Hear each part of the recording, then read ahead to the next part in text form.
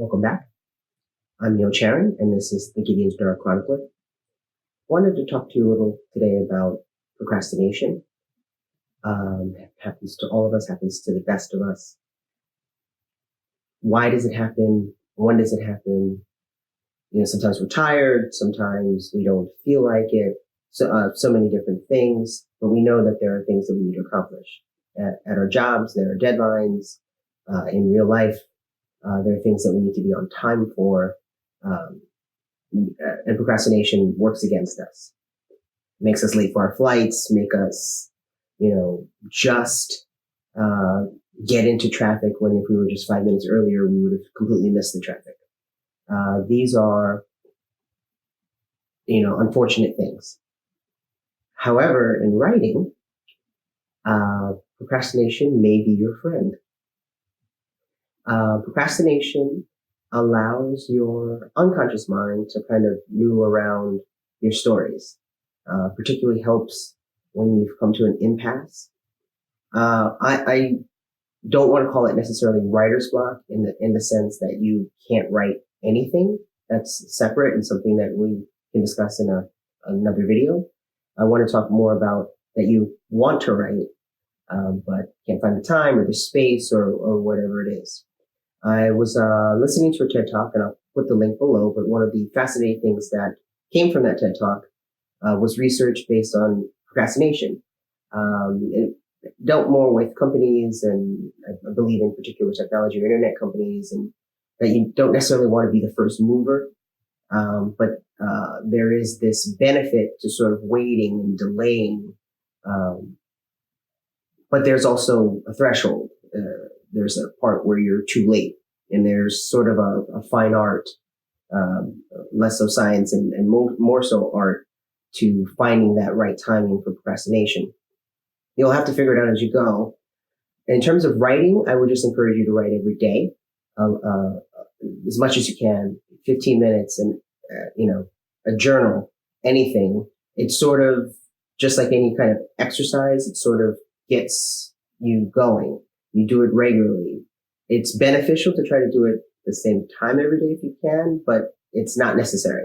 Never limit yourself in that way. Maybe a few minutes before bedtime to help you unwind, get your imagination stirring.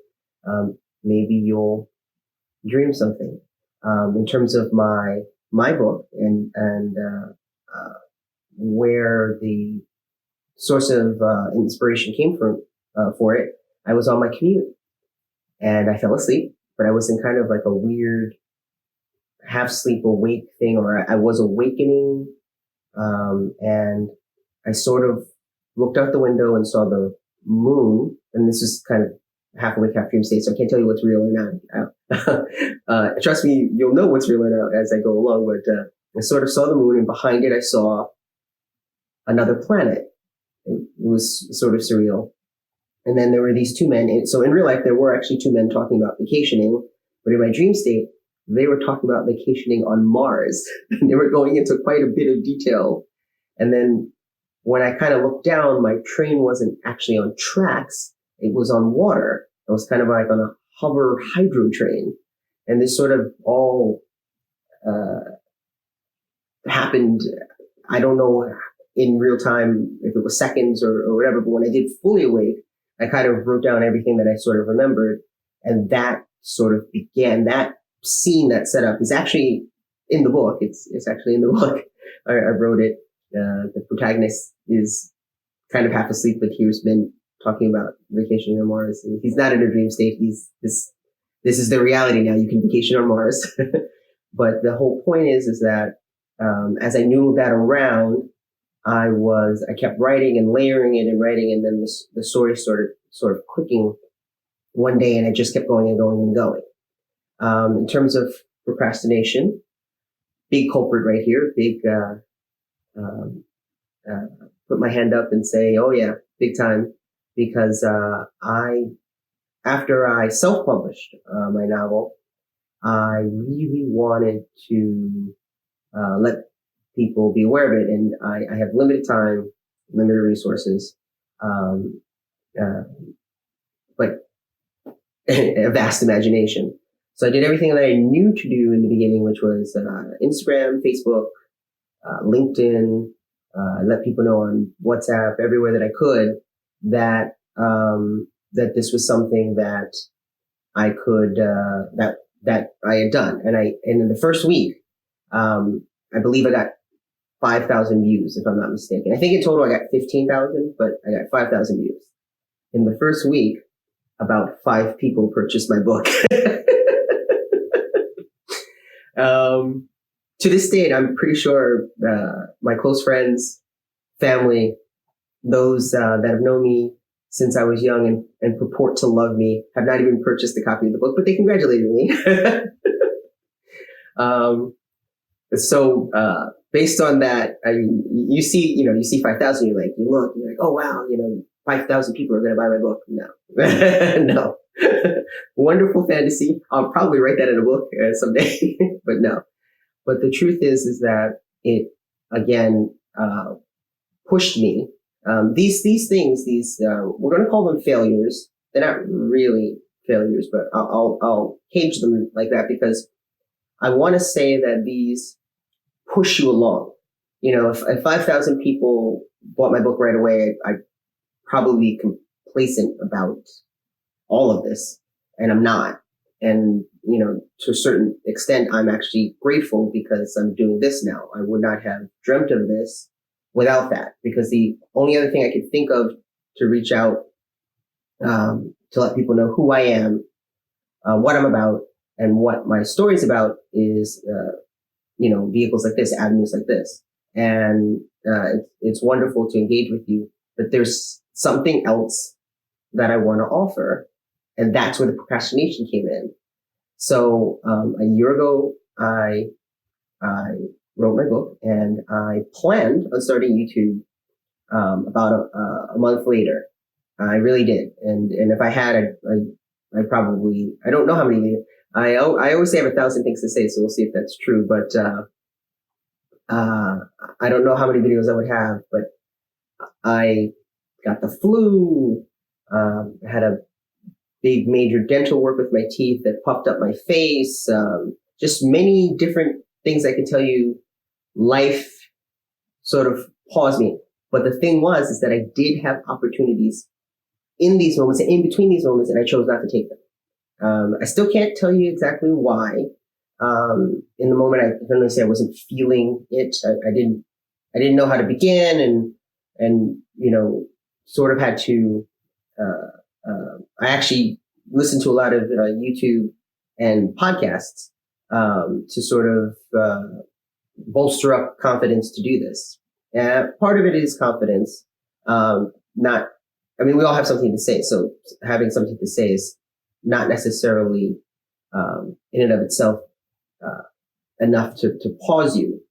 Confidence was a layer probably, but I think what it was really is that I really wanted to have something to offer.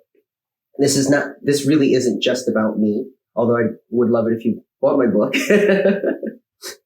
So you could also be one of a few. But the truth is that I realized that there's something that it's not just to teach or entertain, but that there's something here, a community. I've listened to different YouTubes about writing and listened to different YouTubes about story and structure, which I will also get into with my own points of view as well.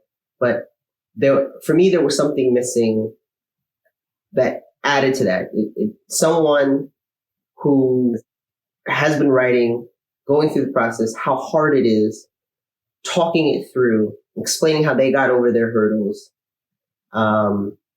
opening themselves up, which is harder because, again, being a writer is a very soul lonely process. You're really by yourself until you open it up to the world. And so it's very hard. It almost makes you an introvert in some ways because, for instance, on my own time, I work full time. I'm a dad. I'm a husband. I dedicate, time to my family. I do this when I can, and I plan on trying to do this as much as I can when I can. Give yourself a break. It's okay. There's nothing wrong with procrastinating in and of itself, but you do have to set a time. It could be a feeling. And that's why I say kind of write every day so you can kind of learn to know yourself, because you can't let that feeling pass. That's one thing I can tell you. If you feel it in the moment, if it's there, don't let a second pass. Do it. Set a time, set a structure.